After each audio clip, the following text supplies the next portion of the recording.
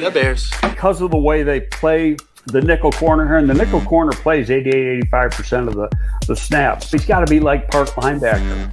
The Bears.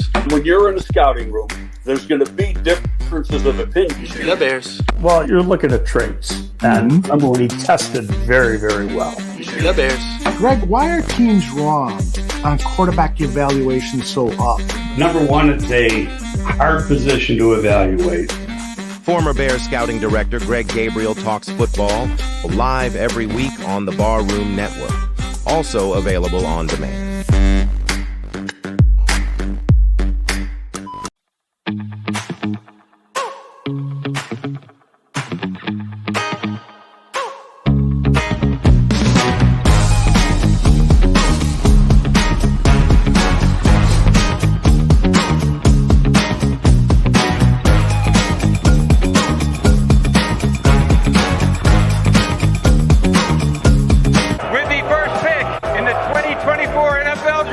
Chicago Bears select Caleb Williams, quarterback, Southern California.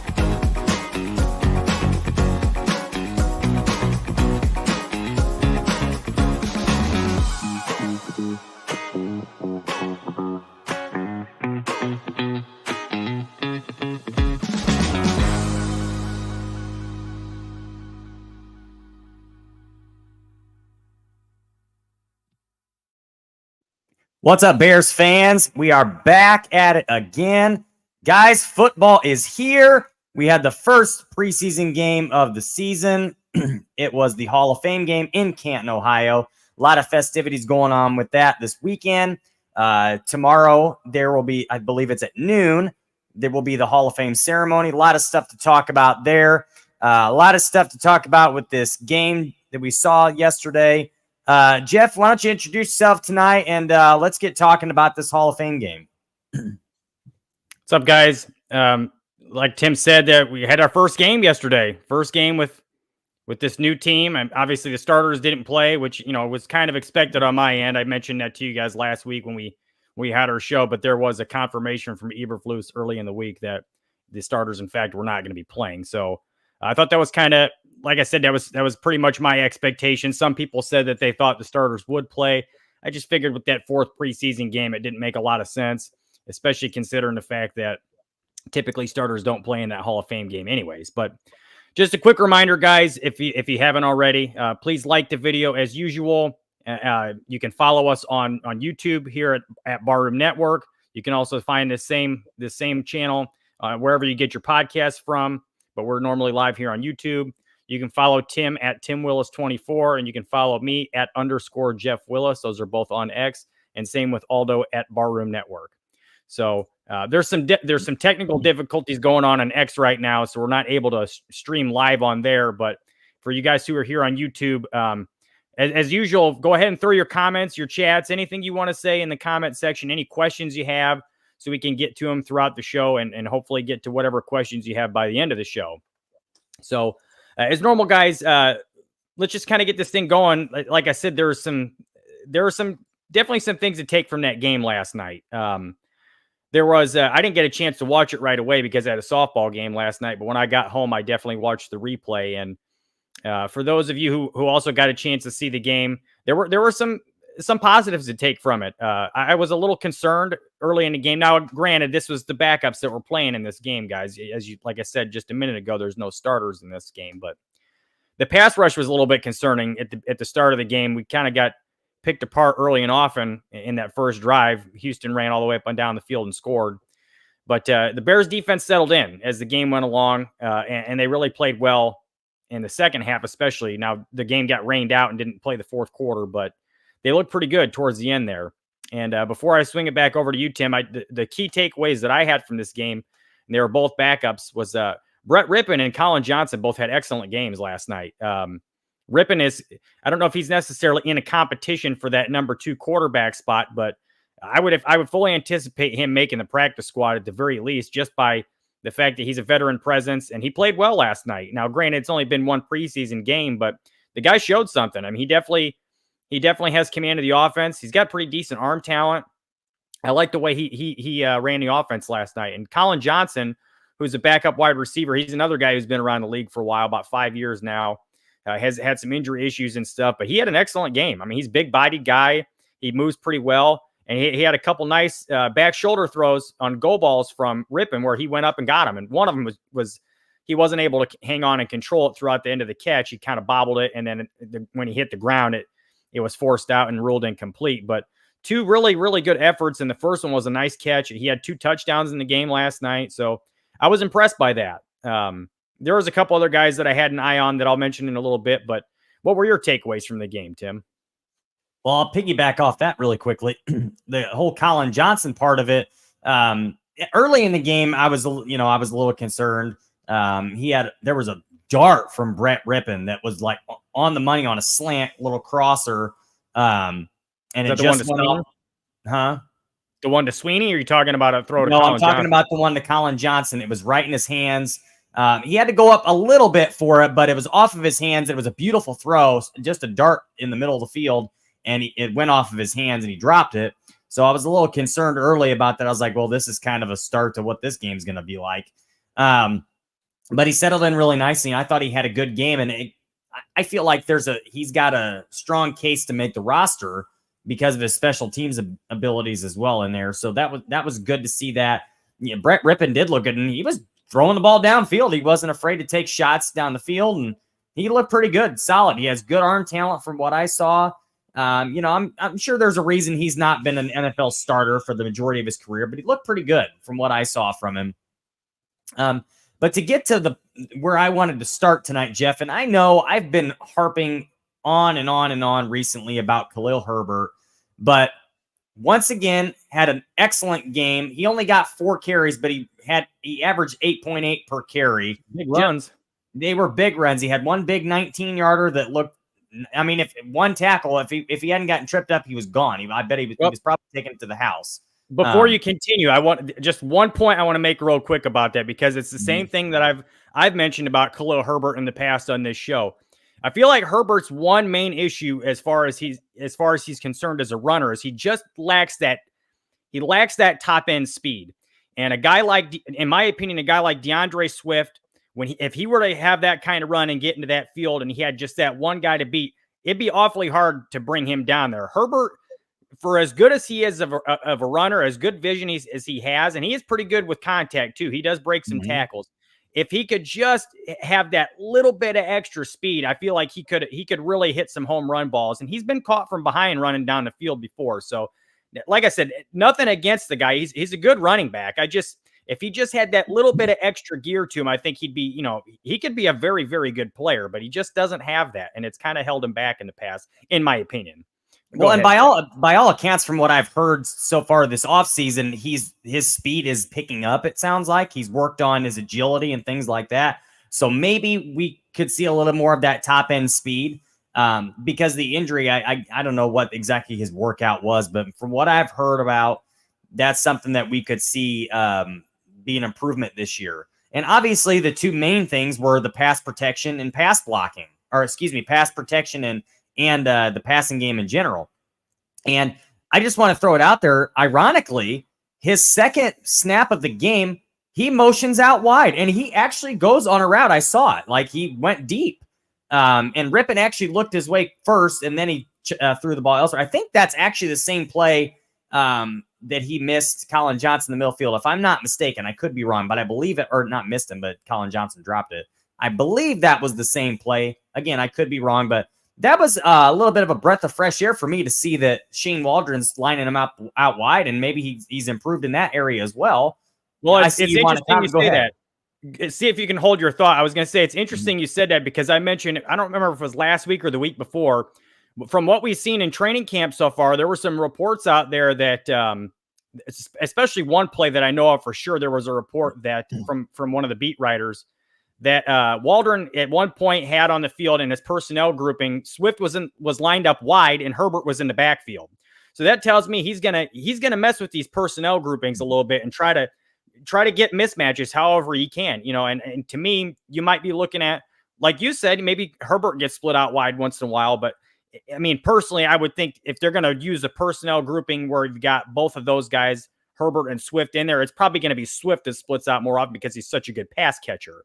Now, that being said, you can do some different things because Herbert's he's not bad in the passing game. He's not a good pass blocker at all. I mean, he's not very good in blitz pickup, but he's not a terrible receiver either. He's just not a great one by any stretch. So I do feel like there's been a lot of speculation before I go back to you, Tim. There has been a lot of speculation that Herbert could be a cut candidate. I don't see that.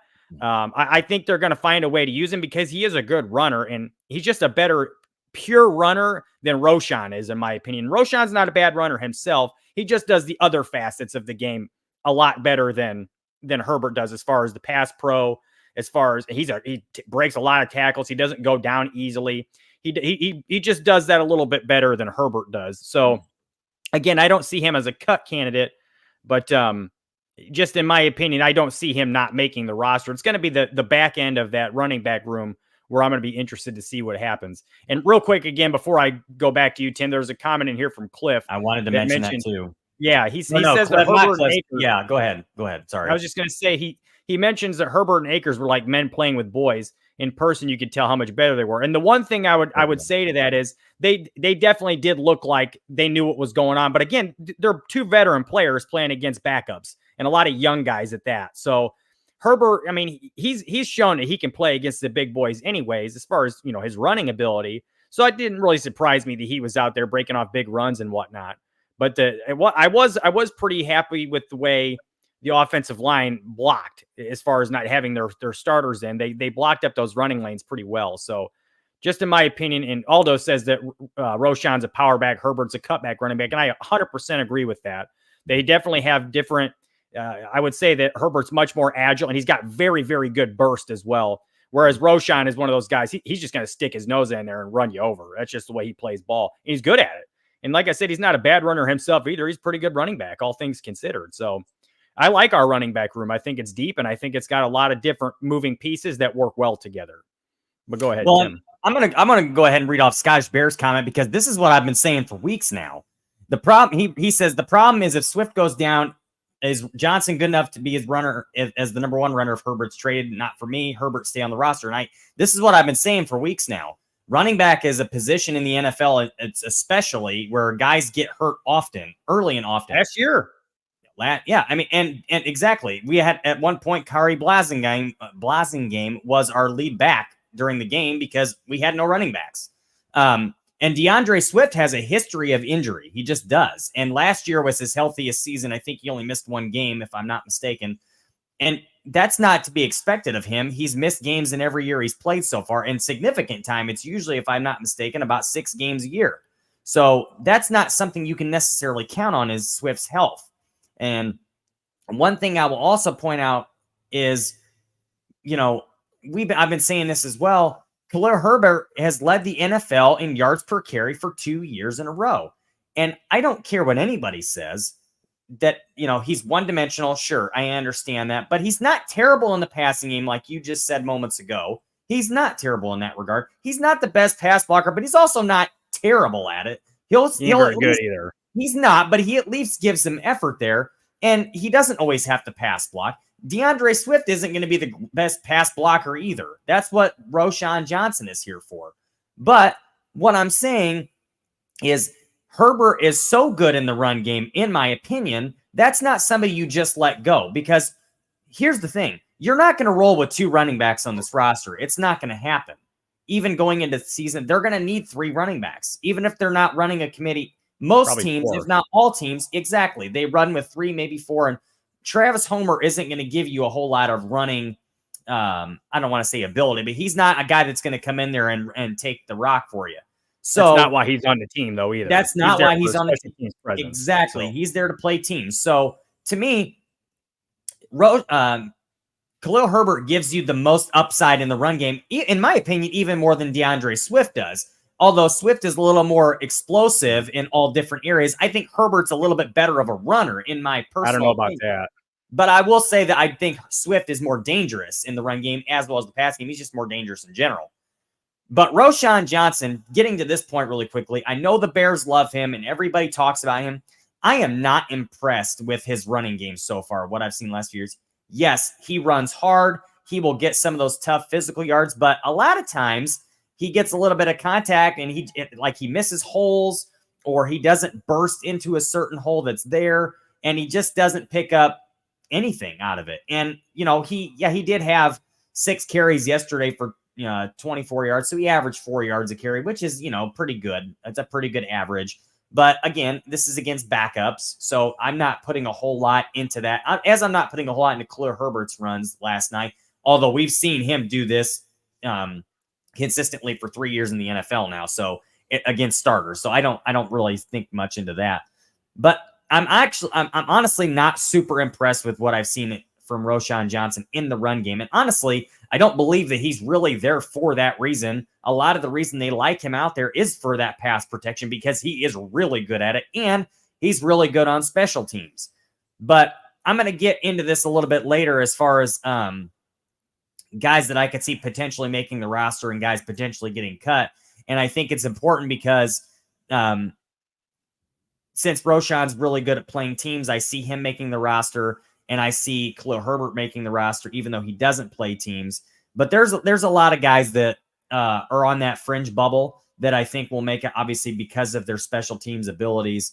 But some things I'll point out here in a little bit about last night that kind of give me a little more inkling on that as well. But again, this is something I don't even know why this is a question or a topic that people are talking about, because if they cut Herbert, what's their option after that? They're not going to sign somebody else off the street, and they're not going to sign anybody off the street that's a better runner than Khalil Herbert. It's just not going to happen unless somebody cuts, or unless the Eagles cut Saquon Barkley or something. You know what I mean? You're just not going to find a running back that you're going to pick up off the street that's going to be better than Khalil Herbert. And they need 3 running backs. Let's face reality, honestly. I was just going to say, I mean, it's not like you can cut Herbert and stash him on the practice squad. It's not going to work that way. He's shown that he can play in this league, and some other team, if you cut him, is going to sign him and use him. And in my opinion, like I said, there has been obviously speculation that he could be a cut candidate. I just don't see it because, like I said, he's a good player. And you mentioned earlier, just last year, we had issues. I mean, Deontay Foreman was on the practice squad for a while, and he got called up for several games because of the fact they didn't have anything else. Both Herbert and Roschon were hurt. Roschon had concussion history. And there's a comment in here earlier, I believe it was from Scottish Bear, about, there it is right here. Rowe is too uptight. He needs to tuck his body. He's going to get hurt. He's already had concussions. And look, I have a tendency to agree with you on that. His running style is the kind that, yeah, it very well could get him hurt. And it did last year. He had concussions last year. So, well, and he could start getting penalized for leading with the crown of his helmet too. Well, I mean, that I would tend to doubt that's going to happen, especially with an offensive player. It's more of a defensive player that's going to get hit with that kind of thing more often than not. But that being said, I mean, it's not good for him to do that necessarily. And you really don't want to play so high anyways. You really want to be in order, especially when you're running into the hole. I mean, you really want to be down and, protecting the football and getting that extra leverage from your legs that way, extra drive from your legs. So, look, I mean, he's a hard runner. Like I said before, I don't necessarily agree with you that I'm not impressed with the way he runs. He's a good enough runner.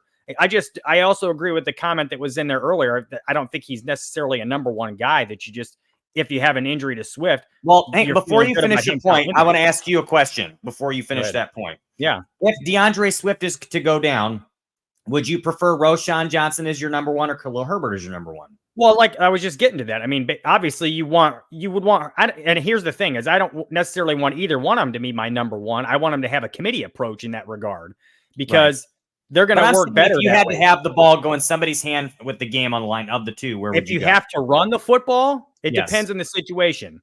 If you're talking about, I need a guy to pick me up 1 yard to get a first down because it's 4th down and I need it to get this game on my side, I'm going with Roschon there. I'm talking if you need to chew the clock, you're on your own 25-yard line. Probably Herbert. Okay. Probably Herbert. Because I mean, you're looking again, it depends on the situation, but Herbert, yes, obviously Herbert is a better runner. Like we just talked about this. He's got better vision, he's got better burst through the hole. He's just a good runner. And like I said, the one issue that he has as a runner is he just doesn't have that top end speed. And it's like I mentioned already, it's like that's the one area where, I mean, he's been caught from behind in the past, going on these big runs down the sideline where he probably should have scored. It's happened more than once in the past. So it's, again, he's a good runner. It's not a matter of whether he can get the job done. It's just, that's why they brought in Swift. They want a guy who's got that potential to have that home run threat. And Swift's a good runner. I don't agree with you on that one either. I think did he's not. a better runner I than did Herbert. not say he's not a good runner. My comment was, I think Herbert is a better pure runner than DeAndre Swift, but I think that Swift is more of an explosive player, running and Swift catching. He's shown it throughout the course of his career that he's got great vision. He's got great cutback ability. He's got great burst through the hole, top end speed. And it's only icing on the cake that he's such a good pass catcher. DeAndre Swift, in my opinion, has been a very underrated back the last several years. I don't disagree with you. And Philadelphia, I don't understand why they did not use him more in the passing game last year, because he is excellent in that area. So I really liked the move for Swift when they made it. And look, I like these other guys too. I don't want to spend too much more time on these running backs, but look, I agree. If you have an injury, that's part of the reason why you keep Herbert around, because you're not going to stash him on the practice squad. You're going to need him to come in and play. So, and again, I think they're going to keep 4 backs anyways on the active roster. And those 4, in my opinion, at this point would be the 3 we just mentioned, Swift, Herbert, and Roschon. And then I think Homer is the 4th one there because he's the special teamer. I think a guy like Ian Wheeler, you can stash on the practice squad. They just signed that guy, Demetric Felton, who did play a little bit last night. Well, I don't Wheeler's see hurt right now too, which isn't going to help his case. And I said, well, Wheeler's hurt right now too, which won't help his case. So, and again, I still think in any case, he's a guy you can stash on your practice squad. He's a UDFA who hasn't done anything to this point yet. So, I mean, no other teams have any kind of film on him in the pros yet. So that's just my opinion on it. And I do see there's a few questions in here already that I want to get to in a little bit. So before we move on to any of that stuff, just one more take that I had. There was a couple plays where I mentioned to you guys earlier that I was excited to see what Austin Booker was going to do in this game. And there wasn't anything flashy necessarily, but there was one play where they got a sack and he was right there in on that play. I'm not sure if he got the sack or not with it. Did he get it? He was. Okay, he was the one on the sack too. I was going to say, I wasn't sure if he was credited with it, but he made a nice play there and he got in and it was good. And one of the guys who there's a guy on Twitter who does a lot of, he's also on YouTube as well, who puts together a lot of clips of these guys and what they do throughout the game. And I'm bearing down. I'm not sure if you guys are familiar with him, but he puts out excellent tape for us to look at and view. And he just did an Austin Booker reel last night from his snaps on the field. And one of the comments he mentioned on Twitter today was, I don't know why Booker doesn't use his swim move more often, because he's got a really nice one. And he was showing some of his clips from college doing it. And look, I mean, I think it's a tool in his belt. And I am very, very high on Austin Booker. And I'm excited to see what he does this year. I'm going to be interested to see how they utilize him, how often he's in the game, if it's just strictly on pass downs, or if they use him more than we expect them to. It all just kind of depends on DeMarcus Walker to me. Plus, they're going to be shifting Walker inside a lot on those pass downs also. So I could very well see Booker getting some good work. I wonder how good he's going to be against the run. There were some plays last night where he didn't get great push in the run game, and you saw him running across the field to get to the play. But I mean, the ball carrier was already 5-6 yards past the line of scrimmage by the time he got to that general area. So that's the one thing that I'm interested to see how he improves upon, especially is how he plays in the run game. But do you have any comments on him, Tim, or you want to go on to something else? Yeah, really quickly. No, you can just tell he is an absolutely natural pass rusher. And kudos to Pulse for making a trade back into the 5th round and getting him there when he was even projected higher than that.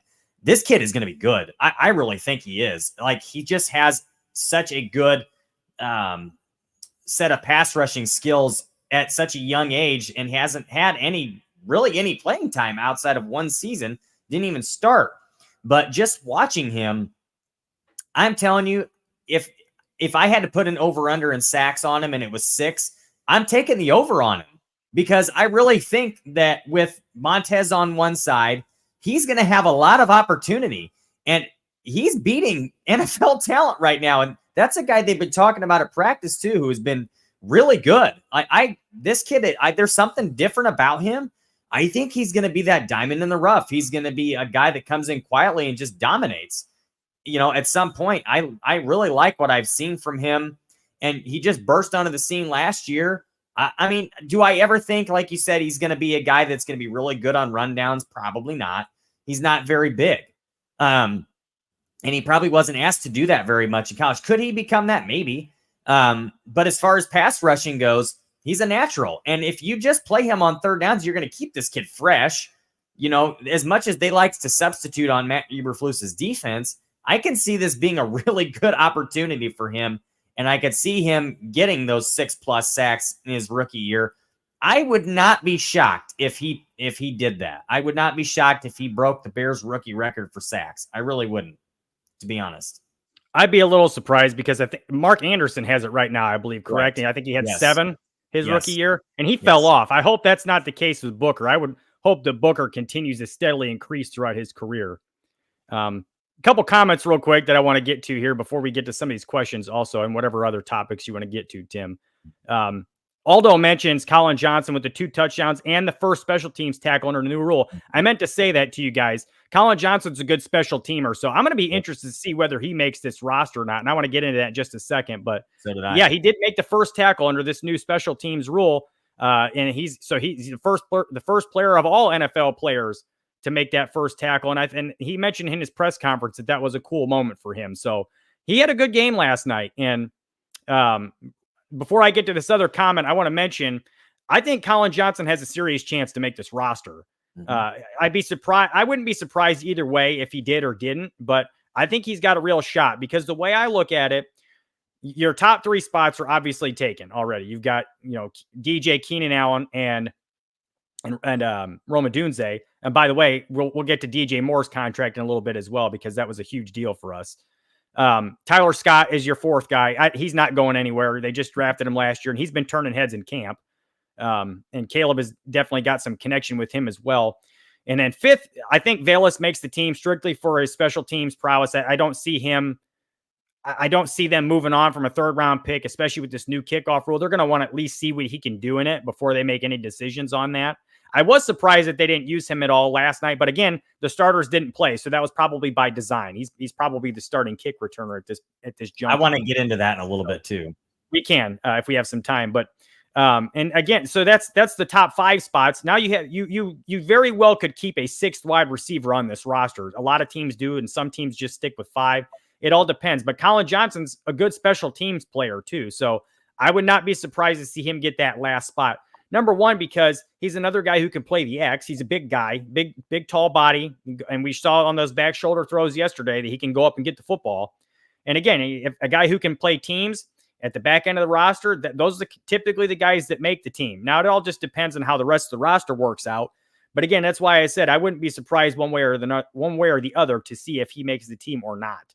So what do you have thoughts on that, Tim? Well, actually, go ahead and answer that. And then I want to mention this other comment that made me laugh. Well, I was going to say that I'm not even so sure. I'm not really certain about Colin Johnson as the 6th. This is what I believe. Obviously, DJ, Keenan, Rome, Tyler Scott are all safe. I think your 5, I don't think your 5 is Willis. I think your 5 is DeAndre Carter. And I think your 6, maybe. I think your 6 is Willis. And I do think that there's a good chance that they keep a 7th and they keep Colin Johnson. And here's why. I don't think the starters did not play yesterday. DeAndre Carter didn't play. Velus Jones didn't play. I think DeAndre Carter is your starting punt returner, and I think Velus is your starting kick returner. And that told me about everything I needed to know about the roster. I think those 2 are safe bets to make the roster. And I think as of right now, yes. And I think as of right now, Carter is your punt returner. But again, this is where I think Velus is going to make the team regardless because he's the guy they drafted. But I'm with you on Carter. Right. I mean, they paid him this offseason to come in and do this job. So it wouldn't surprise me to see success at wide receiver too in the NFL. He's a good player. Some. So that's an interesting point. I mean, I don't think you're going to keep 7 wide receivers. So if those 2 do in fact make the team, I think Colin Johnson is either relegated to practice squad or he's moving on to another team. But I do like what he did last night. But I want to mention this other comment in here that made me laugh. It's kind of off topic, But Bryson Martin mentions that he feels like he was watching a before and after Proactive commercial. Now, Bryson, I'm just going to assume you're saying that Tim was the before Proactive commercial and I'm the after Proactive commercial because I have such beautiful skin. But that's just my assumption. I'm not sure where you're going with that. So, but that was kind of funny. It made me laugh. Mine is silky and smooth, and you look like you got hives all over your face right now. I just don't have the light on in here. Oh, yeah, that's what it is, lighting. But I want to mention a comment, too, with what we're talking about right now. Scottish Bear says, with VJJ, meaning Velus Jones, not featuring, looks like he's a lock. He should have been on the show to see if he can actually catch the effing ball. He has showed nothing and should have to prove his worth. And I don't disagree with that. But the way I would answer that is, I honestly believe since he was a draft pick from Ryan Poles, and he was already wrong on Chase Claypool. He's been, he's not had a lot of luck with wide receivers thus far. I think they want to give Velus a chance to prove that he can be a player because they want a gadget guy like that. All the really good teams in the NFL have a guy that's like that gadget type player that can take the ball out of the backfield. They can catch passes. They can return kicks, punts. Everybody wants the next Darren Sproles and Dante Halls and Devin Hesters for that matter. But to me, he has you're right, Scottish Bear. He's done nothing to prove it. Now, he's been a really good kick returner. I will give him that. He's been solid there. But could you find somebody else that has the same value in the kick return game that actually also provides more value at wide receiver? I think you probably can. And a lot of those guys can return punts too. Now, granted, it's hard to find guys that can do both. Returning punts is really hard to do. It is. But for somebody who's been as sure-handed as Dante Pettis has been over the years, he sure muffed one yesterday, which is a big deal to me. I think that really hurt his case to make the roster. Big time.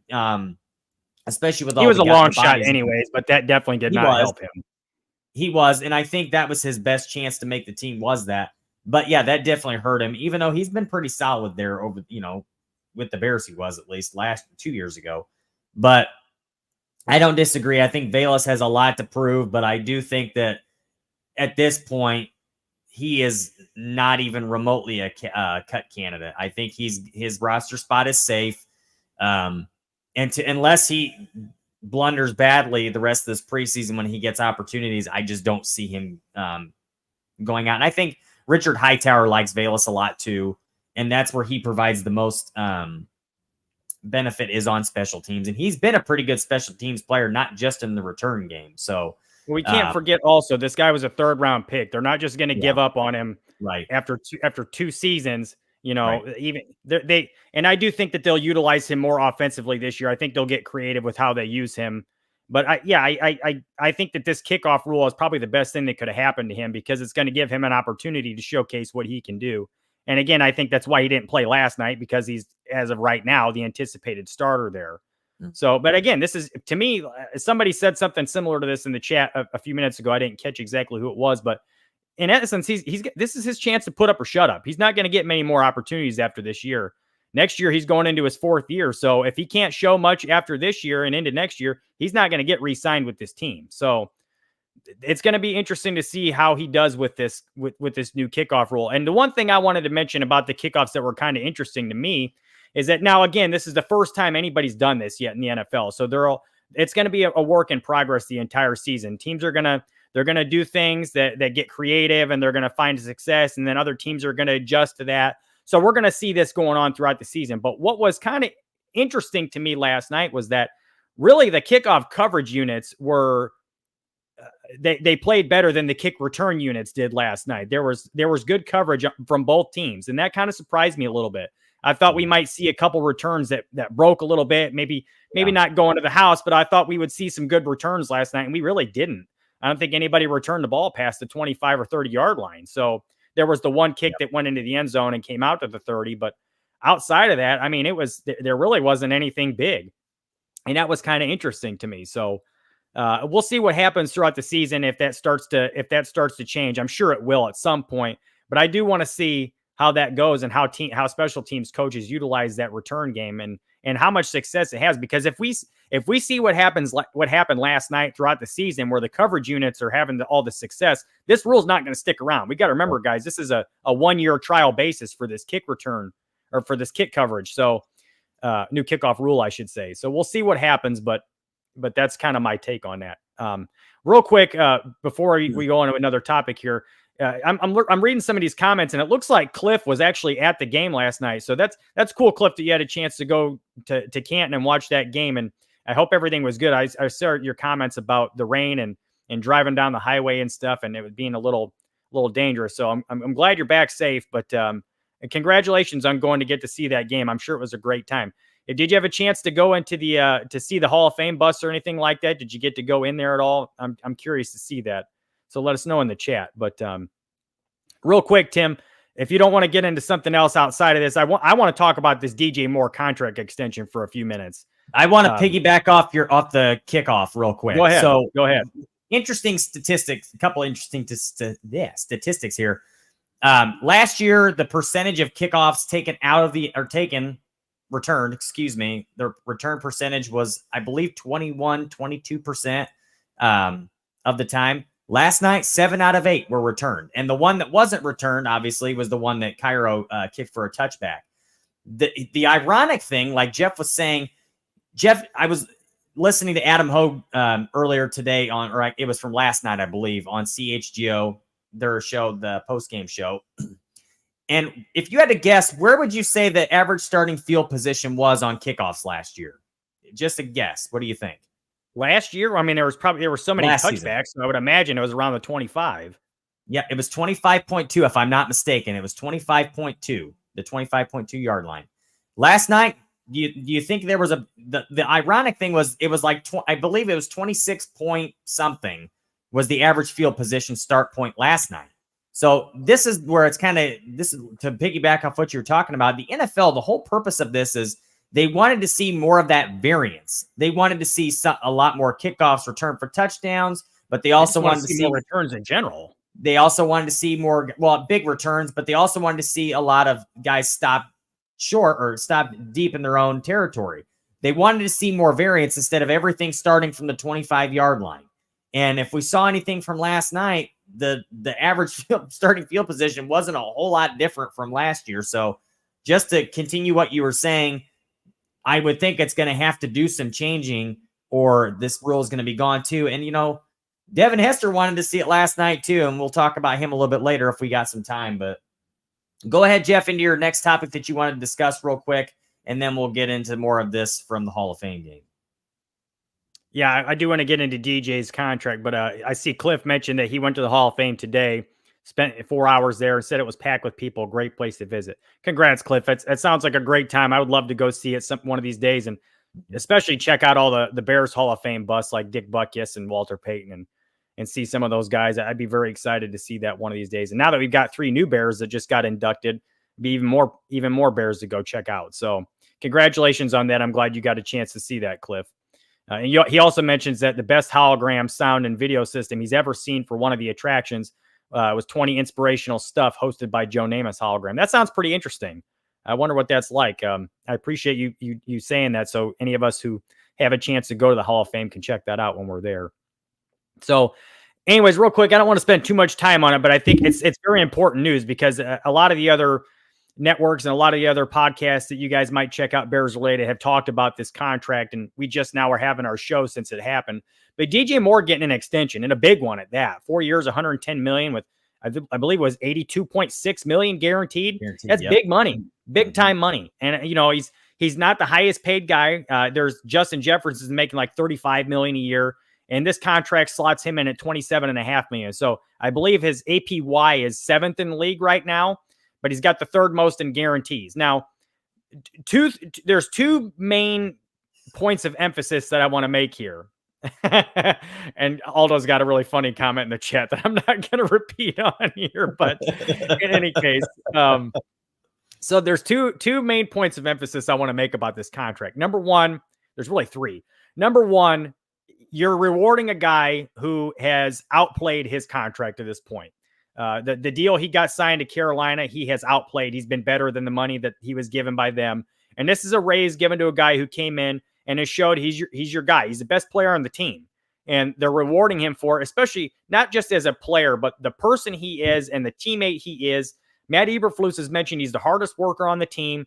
This is a reward for a guy that you want to have on your team for the extended future. Now, what was interesting about it was he already had 2 years left on his deal, and this is a 4-year extension. So now he's with the team for 6 years. And because of that guaranteed money, he's not going anywhere for a while. This is going to have him on the team throughout Caleb's rookie contract. And I think the way that this contract was set up, and again, he's making 27.5 APY is the number. And what's going to happen with this, and this is the same thing that happens with other players as well, as the salary cap continues to go up over the course of the next several years, this contract is going to look more and more like a bargain. So getting him at this deal now, at this APY, which is high, but it's not the highest in the league, and honestly, he's worth every penny of this to begin with. You get him on this deal now. In the future, when you do have to finally pay Caleb, when you likely will have to pay Rome Odunze, now you've got a guy under contract already who's making pretty good money, who, if you'd have waited, you probably would have had to pay him a lot more. So this is being proactive, not the acne cream that Bryson was talking about earlier, or Bryson, I'm sorry. But you're being proactive here and you're getting something done. So I loved it. I loved the move to go ahead and extend him. I was wondering if this was going to happen soon. I think it's smart to pay him now and get him under the money that they did, so that, again, they won't have to overspend when time goes on, even though he would probably still be worth that contract also. The point is now you have him locked down so that when you do finally have to pay Caleb, when you do finally have to pay Rome, it's more manageable because you already know what you're looking at with DJ. So that was a big deal to me. And I'm glad to have him around. Again, like I said, he is the best player on this team.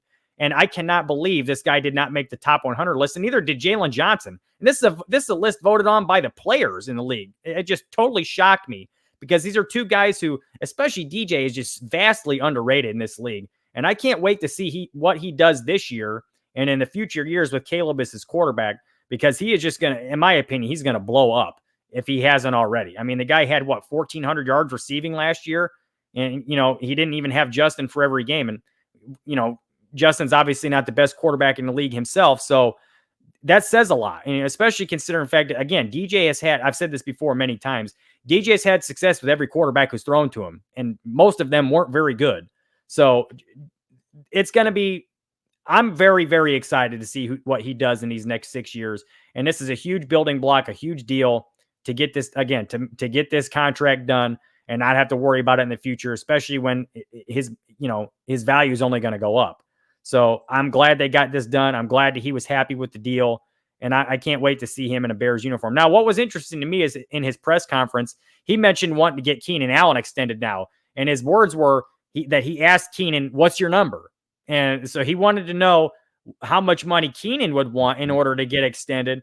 And I believe he said that he was going to relay that to the front office and try to make something happen with that. Now, I would not necessarily say that we should expect Keenan to get extended anytime in the near future. I think they're going to want to see what he can do in this offense first, but he is on the last year of his contract. So if they are going to get something done, it's going to have to be sooner rather than later, because if you wait into the offseason and he does have a big year, now you're paying him a lot more money than you potentially could now. So I just have to wait and see, but I am interested to see if they do go ahead and extend him.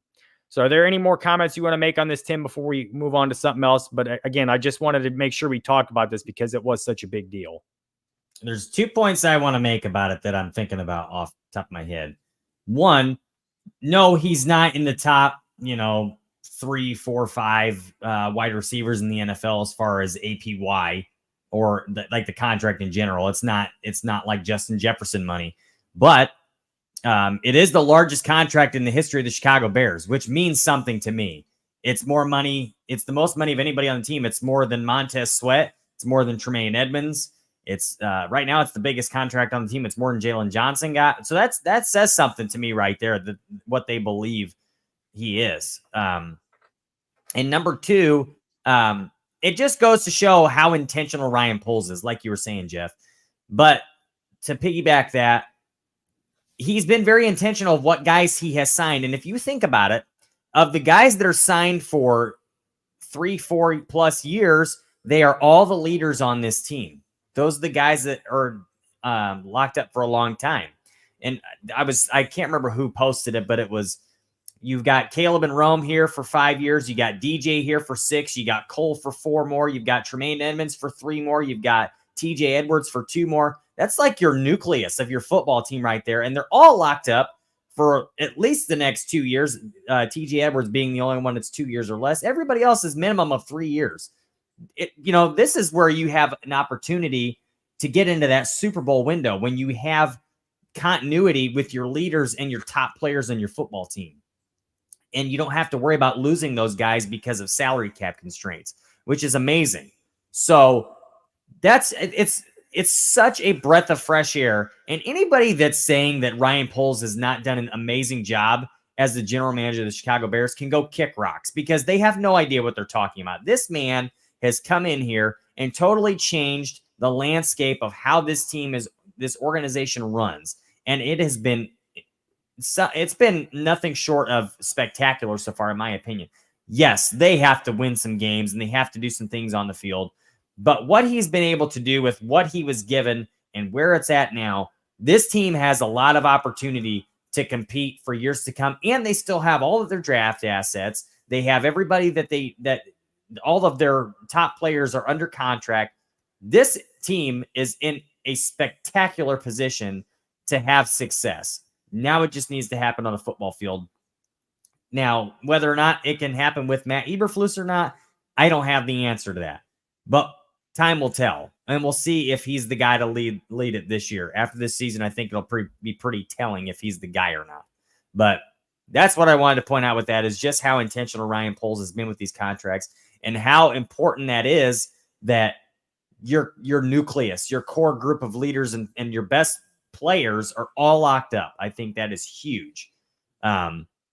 So Jeff, I wanted to get into something before we have to get out of here. There's one thing I really wanted to talk about. So unless you have something that you want to walk into here, I'm going to go ahead and start this. Is there anything you want to talk about? That's fine. I definitely want to save some. You're fine. I just want to save some time at the end for some of these questions and comments that are in here that are starred that I want to get to. Go ahead. Okay.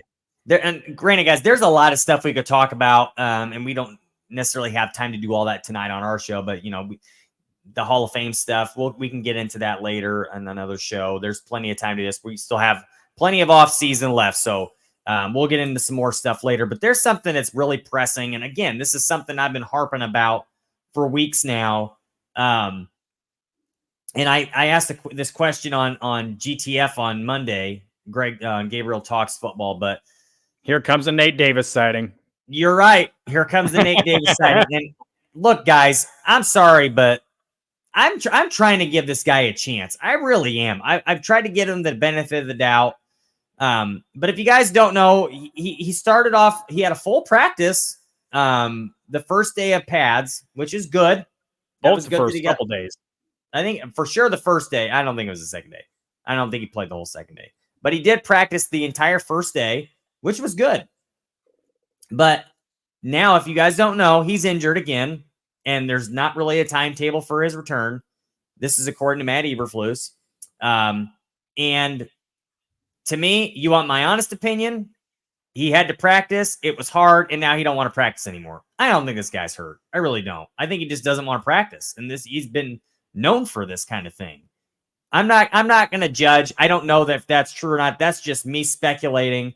But Matt Eberflus had a comment, and although I'm kind of putting you on the spot here, but if you have that clip of Matt Eberflus's comments on Monday after that practice, I'll give you a second here to pull that up if you can. If not, no big deal. But Matt Eberflus talked about Nate Davis not practicing, and we'll see.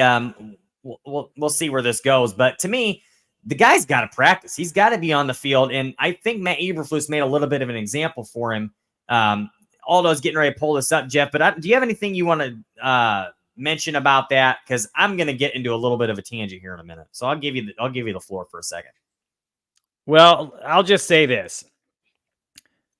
Yes, it is concerning. I think it's been concerning for ever since he's been signed now with the inconsistency in and out of the lineup. He was either hurt or last year he had the off the field stuff, which I'm going to give him a total pass for that because what he was dealing with off the field was not easy to go through.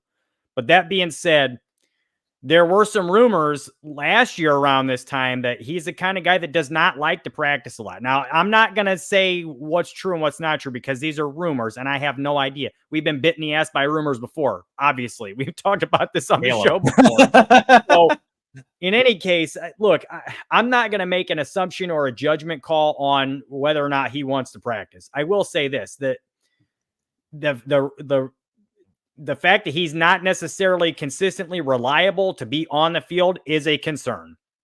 Now, there are contingency plans in place. You can't cut the guy this year, okay? You're talking about a $12 million cap hit for this year if you cut him. Mm-hmm. So he's going to be on the roster.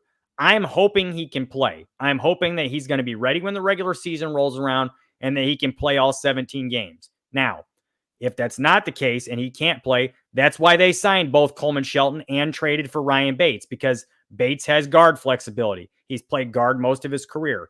And if there's an injury, Shelton can plug in as the center and Bates will move over to guard. Now, again, hopefully Davis will be able to play. But that being said, before we go to this clip, I do want to say that if he does not have success this year, if he's not on the field a lot, if they have issues with his consistency as far as his reliability, there is an out after this year on his contract. So they can cut him after this year. And I would expect that to happen if he is not able to play as much as they want him to, or if he just has a down year again, as he did. I mean, he was okay last year, but he wasn't all that great for a $30 million contract. So let's go ahead and play this clip and we'll let you guys know what Eberflus had to say. But this was pretty telling to me because he didn't necessarily call him out, but he kind of did in essence. So go ahead, Aldo. Yeah, I mean, availability is everything, right, in this league. And so you got to be available to practice. You got to be able to go through hard in terms of, doing hard better during training camp. And that's all part of preparing for the first part of the season, to be able to do that, to callous yourself. That's your individual responsibility to the football team. And when you're not out there, guess what? That doesn't happen. So availability is important at every position. And sometimes guys get injured and that's the way it goes. And there's some things you can do, but they have to get back as fast as possible. Because to me, there's a lot of competition on this roster. Man, how much of it? I'm going to go first, Jeff. He's pissed. Like, just look at how he's talking, the tone of his voice. When have we seen Matt Eberflus have a tone like that in a press conference? Or you can just see the irritability in his voice and in his body language. He was not happy. He's not happy at all with Nate Davis. And I'm going to be honest with you guys. I think he could be benched. Like, he's not going to be cut. But there's a good possibility he could be benched, especially if Ryan Bates comes in there and plays well. To me, I'm telling you guys right now, I don't believe, again, this is just me speculating. I don't believe he's injured. And once it gets time to start getting into the season, he's going to be ready to play. And then he's going to expect to just go out there and play because the guy does not want to, he just doesn't want to work hard. That's what I've gathered from him. That's what it seems to be. And could I be wrong? Of course. But it's just, this is what this guy is giving you. This is what it seems like. And to me, I don't understand. Like, it's not like he's some world beater. He's not a Quentin Nelson. He's not a Zach Long. This guy is not that good of a Zach Martin. No, I'm sorry, Zach Martin. I did say Zach Long. He's not a Zach Martin. This guy's not, he's not some world beater out there. It's not like he's the best right guard in the NFL. His play was not very good last year, and he's not good at all in pass protection. He's a good run blocker, but he's not that great in pass pro. He's not terrible, but he's not that great in pass pro. He got beat a lot last year.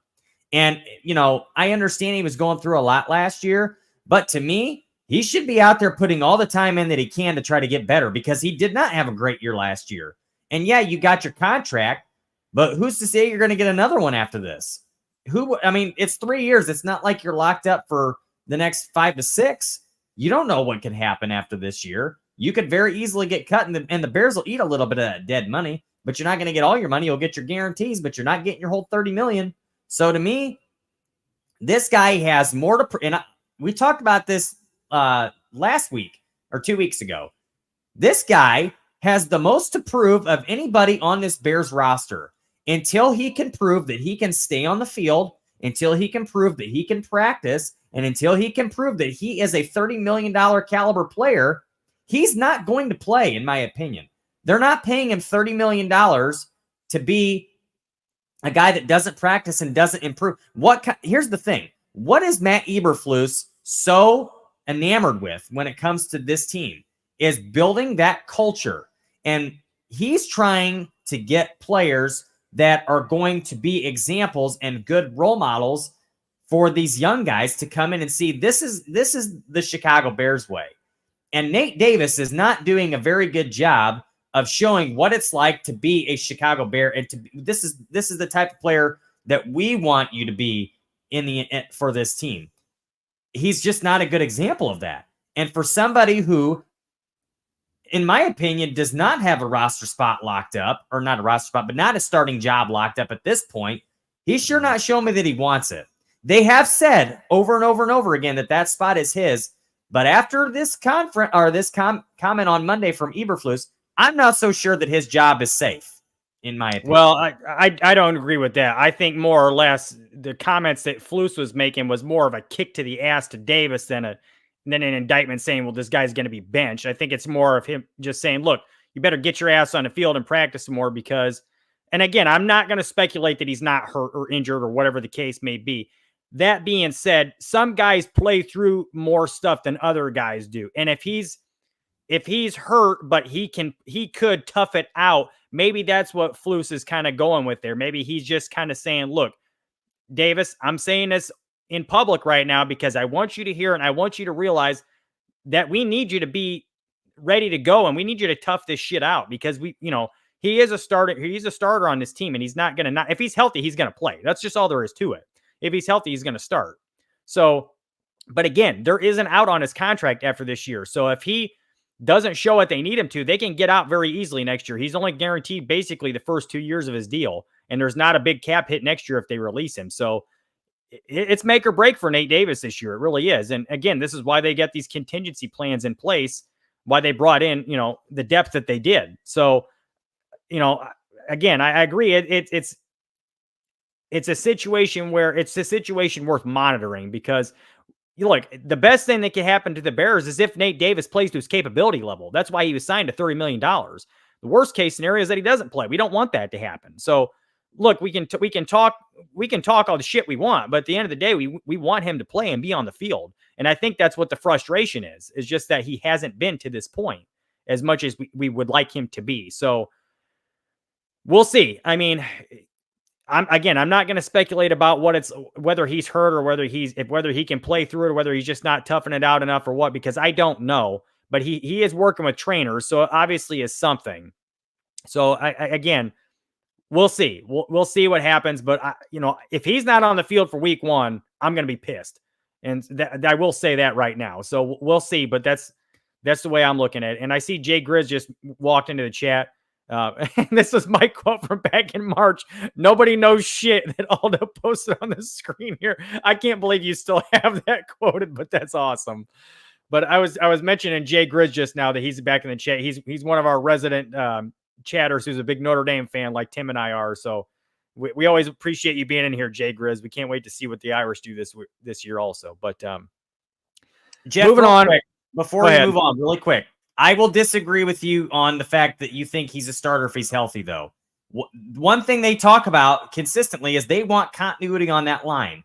And if Ryan Bates is playing all through training camp at right guard, Coleman Shelton at center, Tevin Jenkins at left guard, Braxton left tackle, Darnell at right tackle, if that goes all through training camp in the preseason, that's what they're going to roll with in week 1. I don't think they're going to change that because these guys have built that continuity, in my opinion. I think you're wrong about that. Maybe, but I don't think so. If he's ready to roll week 1, I think he plays. But I mean, I would imagine they're going to want him to practice before that, though. More, yeah, they're going to want him to get back in there. If he hasn't, he's not going to play. Not going to start. I don't know. I don't know that I agree with that, but it would not shock me either to see them say, "Look, I mean, this is what we've been rolling with for the last few weeks of camp. We're gonna keep this that way because we're getting awfully close to the regular season now. So we're a month away." So we'll see, but I'm not sure. Again, best case scenario is that he plays. He gets back to practice and he plays because that's what he was signed to do. And I don't agree with you necessarily either that he's not. He's a pretty good player, and there's a reason they signed him to the money that they did. I did not say he's not a good player. You keep putting words in my mouth today. I said he's not a very good. He's not okay. that great in pass protection. He's better than you He's think. better in run blocking. Well, I would say that about most of the offensive line the Bears have right now. Most of them are better run blockers than pass protectors. But I think that of the bunch, Nate Davis is one of the weaker pass protectors of the bunch. I don't know. Well, I think that's a debatable topic for another day. But we're running out of time, so I want to get to there's a few questions in this chat that I want to get to real quick. And Cliff has an important one here that I wanted to get to earlier. But he wants to know if we're worried about Tyson Bagent and that Rippon looked much better than Bagent. Now, I would counter it with this. I'm not worried about Bagent. There's a reason he went in first. There's a reason he didn't play a ton. They just wanted to kind of get him in there and get him going and get him prepared for the season a little bit. But I fully anticipate Bagent to be the backup. Rippon did look pretty good. You got to remember he was going up against third stringers as opposed to second stringers. I think Aldo made that comment in the chat earlier also, but Rippon was playing against, for lack of a better word, worse players than Bagent was going up against last night. So, and Bagent proved his worth last year. He proved that he can play in the league and can win games. Rippon has bounced around, I believe, like 7 different teams through the course of his career. So there's a reason for that. And he did look good when he was in there last night. I was impressed with him, but I fully anticipate if Rippon makes this team at all, it's going to be on the practice squad. I don't think he's going to be on the active roster. But I very well think he could be on the practice squad unless he balls out in the regular and the rest of the preseason and some other team signs him, which I would tend to doubt that as well. So we'll see what happens. But I wouldn't be overly concerned about Bagent. It's just it's the first preseason game. They didn't do a whole lot.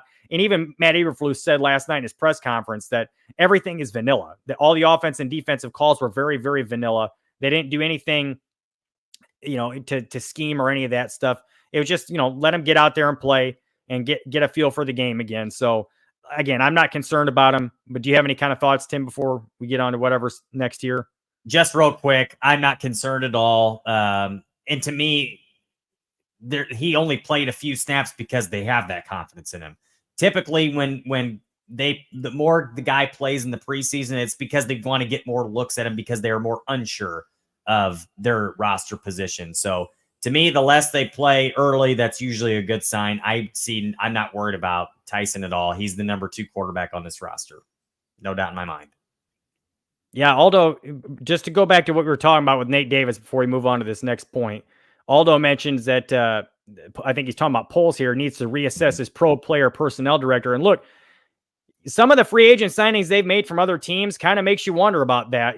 Some of them haven't been all that great. They definitely haven't given you what you expected them to for the most part. There's been some decent ones, but you definitely want to see more from some of these guys that they paid big money to, especially Nate Davis, So again, we'll have to wait and see. To be fair, I think the reason that Nate Davis is there is because his assistant O-line coach in Tennessee is now here in Chicago. So that probably had a lot to do with it. Yeah. Yeah.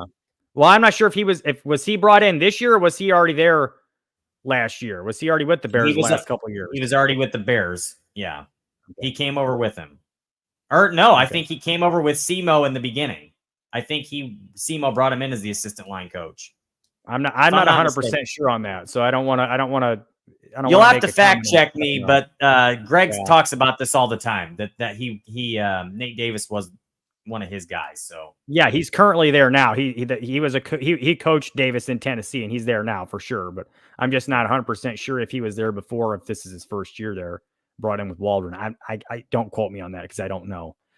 But going into this, okay, Scottish Bears question. We already talked about this with Velus Jones. But just real quick, we'll put it on the screen with him not featuring, not being featured. It looks like he's a lock to make the roster. Should have been on to see if he can actually catch the ball, and he's shown nothing to prove his worth. And I do think I don't think he's ever going to be a punt returner. So I think whatever he does is going to be involved in the kick return game, and he's going to have to prove something. Yeah, I agree with that. He's going to have to show what he can do this year in order to retain a roster spot going forward, especially if he ever wants to sign a contract extension. So, and I think he's going to have to do more offensively as well. He's going to have to do something on offense and utilize that speed a little bit because he's incredibly fast. So if they can make something happen with that, it'd be better, but I'm not sure he's ever going to be a reliable receiving threat, but you got to find ways to get the ball in his hands, I believe. Yeah. So we'll see what happens with that. Anything you want to say, Tim, before we go on to this next point? No, I already talked about that earlier, so I think we're good. So this was kind of funny. This is a comment that Captain Birdseye made earlier. He said, how did you manage to clone yourself? I mean, he's talking about Tim and I being twins, obviously. He said we both look like the exact same person. And I replied to this earlier in the chat that I have a very close personal relationship with an advanced alien race who already has cloning capabilities. And I just wish they would have made Tim a little bit smarter. But unfortunately, we get to deal with what we're dealing with here. So that's the story of that one, Birdseye. You want the truth? I do have some capabilities. You want the truth? I'm Michael Keaton from Multiplicity, and Jeff is my dumb clone. That's what it is. The further down they went, the dumber they got. What? Never even You've seen that movie. Multiplicity? No. What? Never even That's heard like of an it. American classic. How have you never seen Multiplicity? I'm done with you. See, again, must be the clone because he ain't real bright to not have seen Multiplicity. But okay, I don't know how that has anything to do with my intelligence level, but great movie. Okay, great movie. So I don't think we have anything left here, but real quick, guys, before we get out of here, I just want to mention I do appreciate you guys being here as usual. We had a great show tonight. If you haven't already, just a reminder to please like the video. Please subscribe to the channel at Barroom Network. You can either find us on YouTube or wherever you get your podcasts from. You can follow us all on X at Barroom Network is where you would find Aldo. He is our executive producer and the man, the myth, the legend, the Podfather. We really appreciate everything he does for us. You can find me at _ Jeff Willis, and you can find Tim at Tim Willis 24. And again, these are all on X. So we appreciate you guys as always. Please, like I said, please like the video, and we'll see you again. I'm not sure if we'll be here next week. We got some stuff going on, but we'll be back sooner than later, and we appreciate you guys always being in here and chopping up Bears football with us. So, again, thanks for being here tonight, and we'll see you soon. Bear down, guys. Bye, Bears. The Willis Twin Towers podcast is a Barroom Network production. Jeff and Tim Willis are the co-hosts and co-producers. Aldo Gandia is executive producer. Music is licensed from Pond 5. Any copyrighted material used was done under the Fair Use Doctrine for commentary, criticism, and informative purposes. All of our programming is available in audio-only format by subscribing to the Barroom Network wherever you download podcasts. Videos are archived on YouTube.